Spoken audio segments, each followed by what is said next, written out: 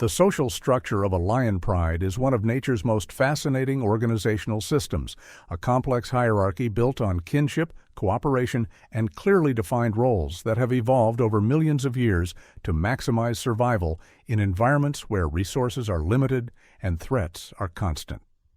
At the center of this system stands the dominant male, often called the king, whose primary responsibilities include defending territory from rival males, protecting the pride from external threats, and ensuring his genetic lineage through mating with the pride's females. These males are typically portrayed as aloof figures, powerful and commanding, but emotionally distant, focused entirely on the practical matters of dominance and reproduction. They mate with females, they defend their territory, and when their reign ends either through age or defeat by younger challengers, they are driven out to die alone in the wilderness, forgotten by the pride they once ruled. This is the narrative that has dominated our understanding of male lion behavior for generations, a story told in countless nature documentaries and wildlife publications. But like many simplified narratives about animal behavior, this version misses crucial nuances and occasionally spectacular exceptions that reveal far more complexity in the emotional lives of these magnificent creatures than traditional models acknowledge. This is the story of one such exception, an event that took place in the Serengeti National Park in Tanzania, one of Africa's most famous wildlife reserves and home to some of the most extensively studied lion populations in the world. The incident involved a dominant male known to researchers as Notch, named for a distinctive notch in his left ear that made him instantly recognizable even from considerable distances. Notch was a legend among the research community, having ruled over his section of the Serengeti for an impressive 7 years, an exceptionally long tenure for a male lion in the wild, where the average reign lasts only 2 to 3 years before younger, stronger challengers arrive to claim the territory and the pride. At 12 years old, Notch was entering the twilight of his physical prime, his mane beginning to show gray, his movements slightly less fluid than in his youth, but he remained formidable and commanded absolute respect from his pride and from neighboring males who still thought twice before challenging his borders. The story begins with Dr. Elena Kowalski, a wildlife biologist who had been conducting long-term behavioral research on Serengeti lion prides for nearly 15 years. Elena had known Notch since he first arrived in the territory as a young coalition male, had documented his rise to dominance, and had spent countless hours observing his interactions with his pride and with the environment. She had developed the kind of deep familiarity with individual animals that only comes from years of patient observation, learning to read their moods and anticipate their behaviors with remarkable accuracy. Among the lions in Notch's pride, one individual had always stood out to Elena as particularly interesting. This was a lioness the researchers had named Athena, the undisputed matriarch of the group and by far the most skilled hunter Elena had ever observed. Athena was approximately 11 years old, making her a contemporary of Notch, and the two had shared leadership of the pride for the entire 7 years of Notch's reign. What made their relationship unusual was the clear bond that existed between them, something that went beyond the typical male-female dynamics observed in most prides. Notch showed preference for Athena's company, often choosing to rest near her even when other females were available and in estrus. When the pride hunted, Notch would frequently join in if Athena was leading, though male lions typically avoided participating in hunts and left that work entirely to females.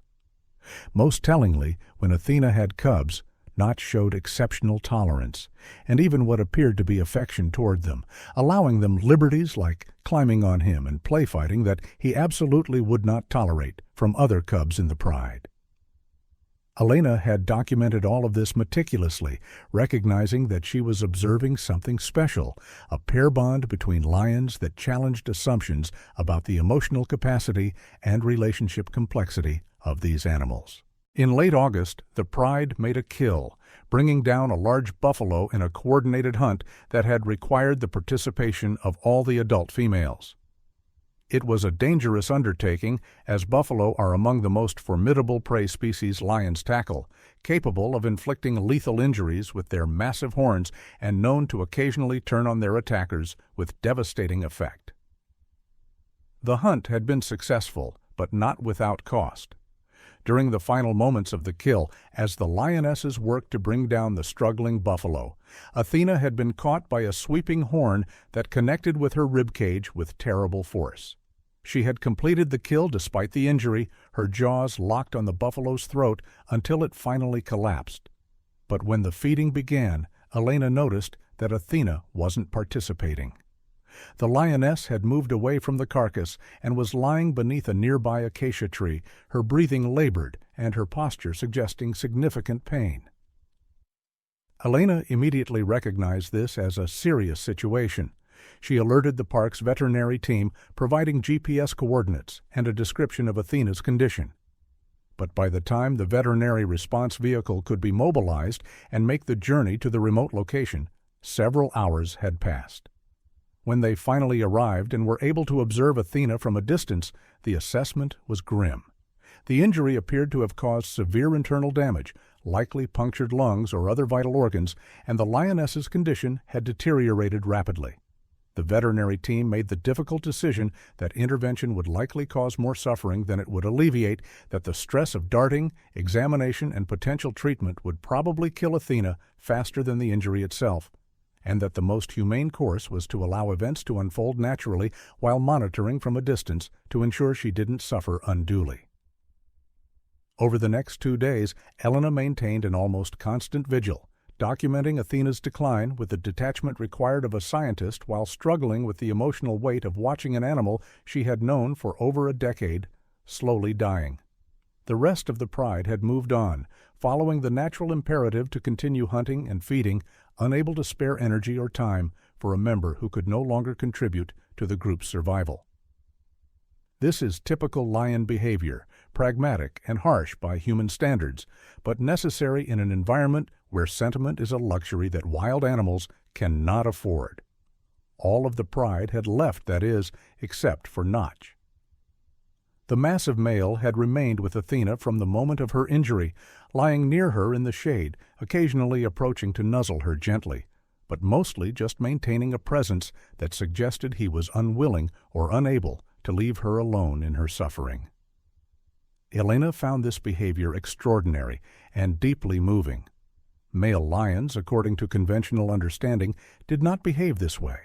They did not stay with injured pride members, did not sacrifice hunting opportunities or territorial patrols to keep vigil with the dying. Yet here was Notch, one of the most successful and dominant males in the Serengeti, choosing to remain with Athena despite the cost to himself. He wasn't eating as he stayed with her, rather than joining the pride at their kills. He was neglecting his territorial boundaries, which could embolden rivals to encroach or even challenge him directly. By any practical measure, his behavior was maladaptive, the kind of sentiment-driven choice that natural selection should have eliminated from lion behavioral repertoires. Yet he remained, and as the hours stretched into days, it became increasingly clear that he intended to stay with Athena until the end.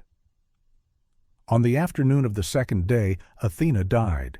Elena was observing from her vehicle approximately 50 meters away when she saw the lioness take her final shuddering breath and then go still. Her suffering finally ended. Notch was lying beside her, his massive head resting on his paws, and he lifted his head immediately when Athena's breathing stopped. He stood and approached her body, sniffing her carefully from head to tail, nudging her several times with his nose as if trying to elicit a response he knew wouldn't come.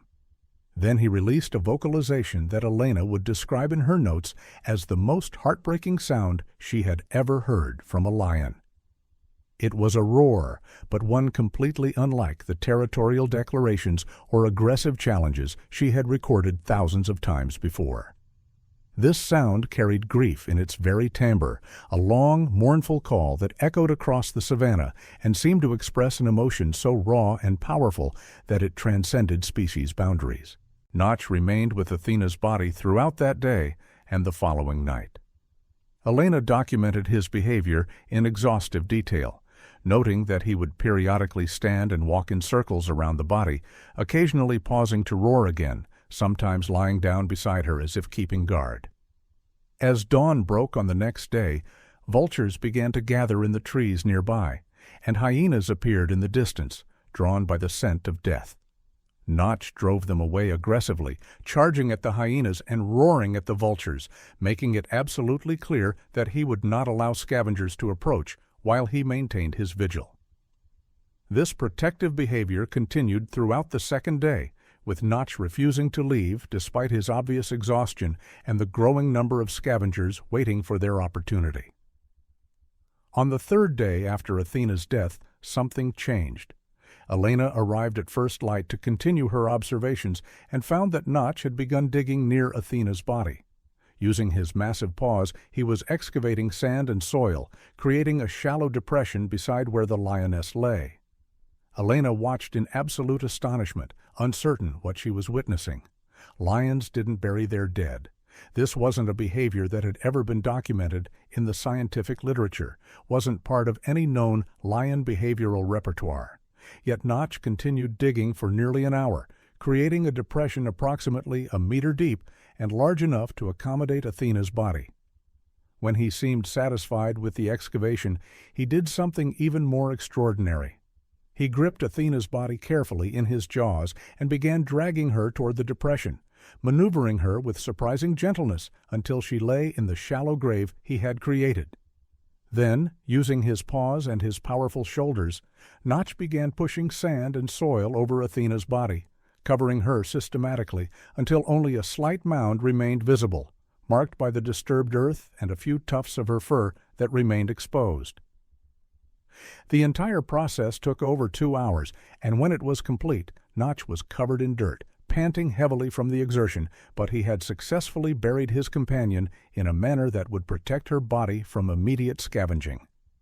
Elena sat in her vehicle with tears streaming down her face, her hands shaking as she photographed and videoed this unprecedented behavior, knowing that she was documenting something that would challenge fundamental assumptions about animal cognition and emotion, but also simply overwhelmed by the obvious grief and intentionality in Notch's actions.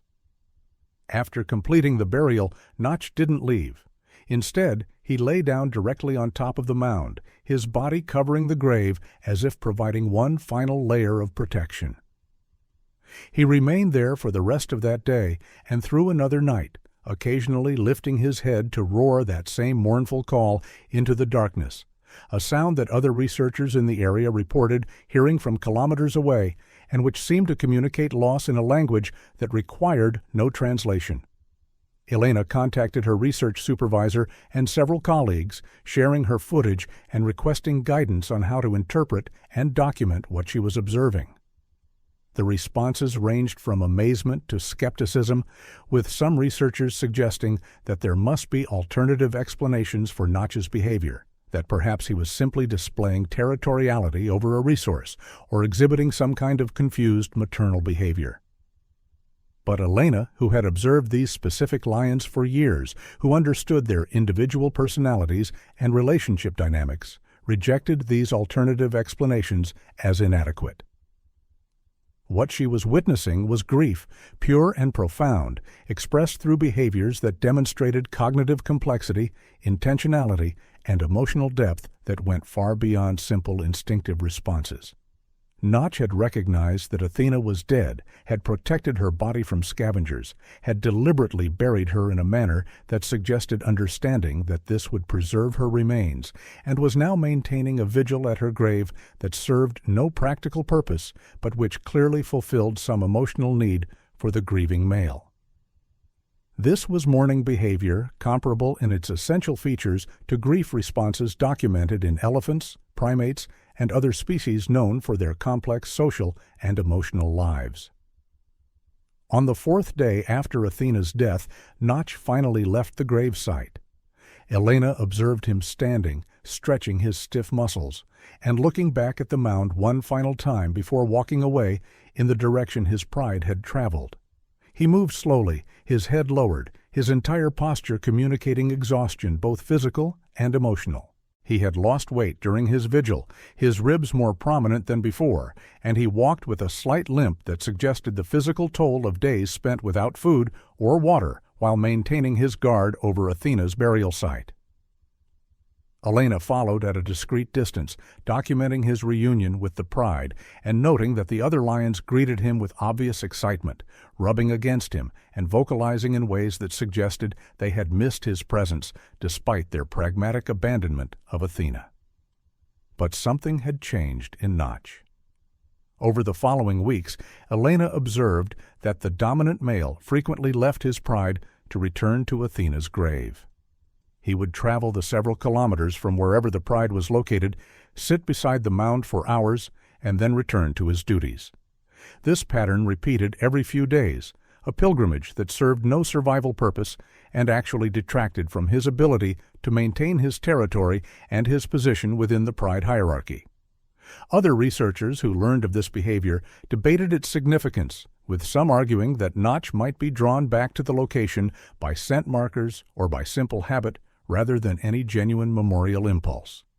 Elena disagreed, pointing to the specificity of his behavior, the way he would approach the grave and lie beside it in exactly the same position he had assumed when Athena was alive and they would rest together, the soft vocalizations he would make that seemed directed toward the buried lioness.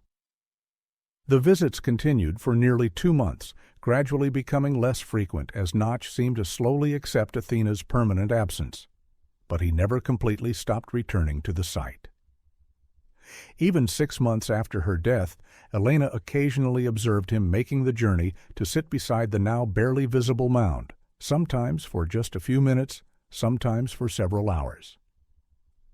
She documented every visit, building a comprehensive record of this extended mourning behavior that represented one of the most detailed accounts of grief in a wild lion ever recorded. The scientific papers she eventually published sparked intense discussion in the animal behavior research community, with implications that extended far beyond just lion studies to broader questions about animal consciousness, emotion, and cognition. The debate centered on several key questions. First, did Notch's burial of Athena represent genuine understanding of death and an intentional effort to protect her remains? Or could it be explained through simpler mechanisms like displacement behavior or confused cache-hiding instincts that some predators use to protect food? Elena argued forcefully for the former interpretation, noting that Notch had never displayed cache-hiding behavior before, that the burial had been systematic and purposeful rather than frantic or confused, and that his subsequent visits to the grave suggested ongoing awareness of what the site represented. Her critics countered that attributing such sophisticated cognition to a lion was anthropomorphizing, projecting human-like consciousness onto an animal whose brain, while certainly capable of complex behaviors, might not support the kind of abstract thinking that genuine death awareness would require. The second major question concerned the relationship between Notch and Athena, and whether their bond was truly exceptional or simply a particularly visible example of connections that might exist more commonly in lion prides but go unnoticed by researchers. Elena's detailed observations over 7 years documented numerous instances of preferential association, coordinated behavior, and what appeared to be genuine affection between these two individuals, suggesting that their relationship was indeed special. Other researchers pointed to emerging data from long-term lion studies showing that such pair bonds, while not universal, were not as rare as previously believed, and that male lions might generally have more complex and individualized relationships with specific pride females than the traditional model of interchangeable reproductive partners suggested. The third question, perhaps the most profound, asked what Notch's behavior revealed about animal emotional experience, and whether grief, as humans understand it, was a uniquely human phenomenon, or one shared across species, particularly among social animals with complex cognitive abilities. This question touched on deep philosophical issues about consciousness, subjective experience, and the criteria we use to attribute mental states to non-human animals. Elena became a vocal advocate for the position that grief and mourning were not human inventions, but rather evolutionary ancient responses to loss that we shared with many other species.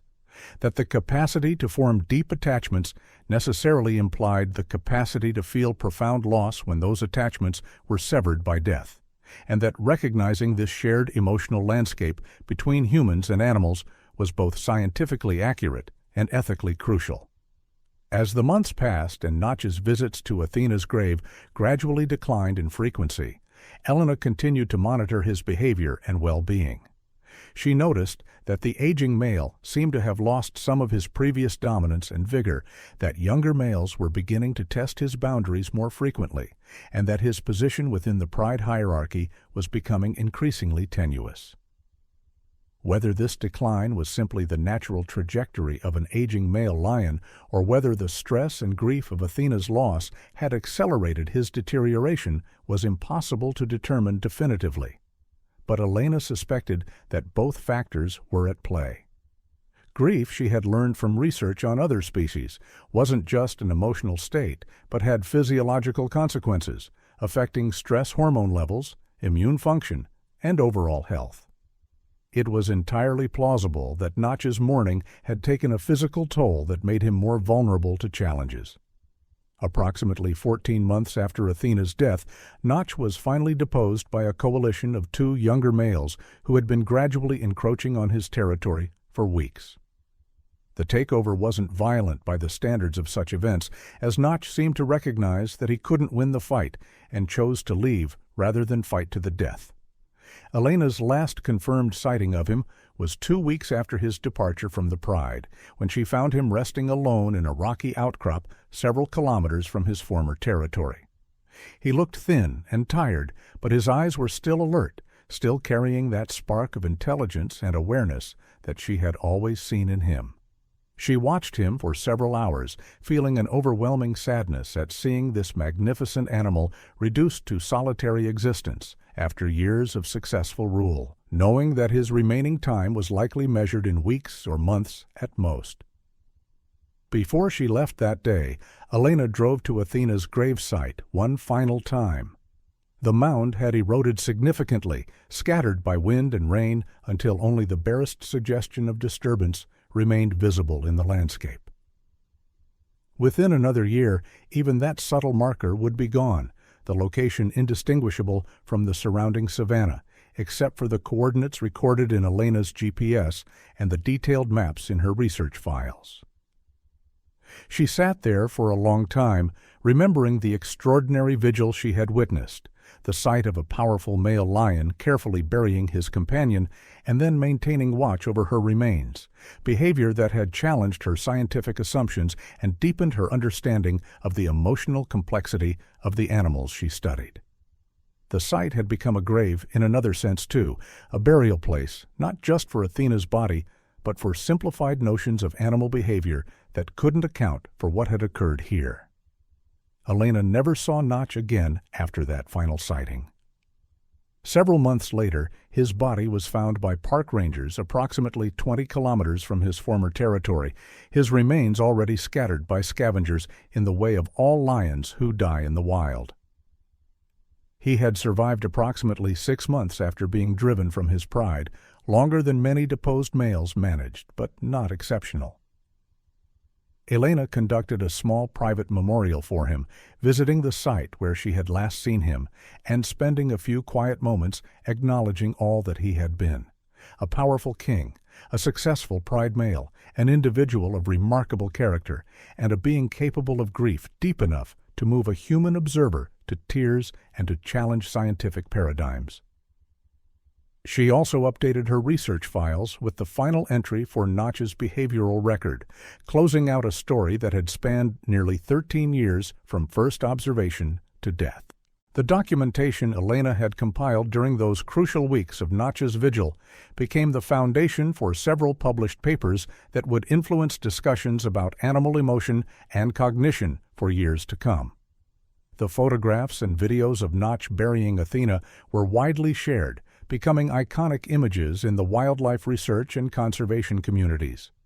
They were used in educational materials, featured in documentaries, and became central exhibits in arguments for recognizing the complex inner lives of animals and the ethical implications of that recognition. Not everyone was convinced by the interpretation Elena put forward. Skeptics continued to argue for more parsimonious explanations that didn't require attributing sophisticated death awareness or genuine grief to lions. But the evidence was compelling enough that even the skeptics had to acknowledge that something extraordinary had occurred, something that didn't fit neatly into existing behavioral models and demanded serious scientific attention. The story of Notch and Athena also resonated far beyond academic circles, capturing public imagination in ways that dry scientific papers rarely do.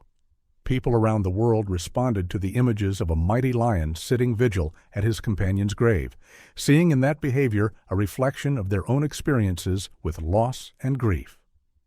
The story became a powerful tool for wildlife conservation advocates, demonstrating that the animals we seek to protect aren't simply biological resources or ecological components, but individuals with rich emotional lives, with relationships that matter to them, with the capacity to suffer genuine loss when death takes someone they care about. If a lion could grieve, the argument went, then perhaps we needed to reconsider how we valued wildlife, how we made decisions about conservation priorities, and how we balanced human needs against the welfare of animal populations that shared our world. For Elena, the experience fundamentally changed her approach to research and her understanding of her role as a scientist. She had entered the field believing that objectivity required emotional distance, that anthropomorphism was the cardinal sin of animal behavior research, and that attributing human-like emotions to animals was a form of sloppy thinking that led to misunderstanding and error. But watching Notch mourn Athena had taught her that while inappropriate anthropomorphism was indeed problematic, so too was inappropriate anthropodenial, the reflexive rejection of emotional or cognitive complexity in animals simply because acknowledging it made humans uncomfortable or challenged our sense of uniqueness. The truth, she came to believe, lay in careful observation, rigorous documentation, and intellectual honesty about what the evidence showed, even when it challenged prevailing theories. Years later, when Elena was asked to reflect on the most significant moment of her research career, she always returned to those days watching Notch beside Athena's grave. Not because it represented the most statistically significant data she had collected, or because it had generated the most citations for her publications, but because it had revealed something profound about the nature of animal consciousness and the evolution of emotion. Grief, she had come to understand, wasn't a cultural invention or a uniquely human psychological phenomenon. It was the inevitable consequence of love and attachment, the price paid by any creature capable of forming deep bonds with others. Lions had evolved to be social animals, to form coalitions and prides, to cooperate and coordinate and care for offspring together. With that social sophistication came the capacity for individual relationships, for preferences and bonds, and therefore for the loss and pain that came when death severed those bonds. The grave in the Serengeti had long since disappeared, erased by the same natural processes that eventually erase all traces of individual lives in the wild. But the story survived in Elena's research records, in the memories of everyone who had witnessed Notch's vigil, in the scientific literature, and in the broader cultural conversations about animal welfare and conservation ethics. It served as a reminder that beneath the harsh pragmatism of natural selection and survival, beneath the violence and competition that characterized so much of wildlife existence, there was also room for tenderness, for loyalty, for bonds that persisted even when all practical reason for maintaining them had disappeared. Notch hadn't stayed with Athena because it benefited his reproductive success or territorial control. He had stayed because something in his lion brain and heart recognized that she mattered, that their years together had created a connection that death didn't immediately sever, that leaving her alone was simply not an option, even though remaining carried costs he could ill afford. The question posed at the title of this story asked what Notch knew that was so incredible. Perhaps the answer is this: he knew that Athena was gone, truly and permanently gone, and that knowledge carried weight and meaning for him. He knew that she deserved protection and dignity even in death, deserved to be shielded from the scavengers that would scatter her bones. He knew that his presence mattered in some fundamental way, that bearing witness to her death and maintaining vigil over her remains was important, even if he couldn't articulate why. And perhaps most incredibly, he knew that the bond they had shared didn't simply vanish the moment her heart stopped beating, that relationships created through years of shared experience left traces that persisted beyond death, and that honoring those traces was worth the sacrifice of time, energy, and safety that his vigil required. These forms of knowledge, these capacities for recognition and response to death, place lions alongside elephants, great apes, dolphins, and other species as animals whose emotional and cognitive lives are far richer than we often acknowledge, and whose capacity for love and loss reminds us that the boundaries between human and animal experience are far more permeable than we once believed.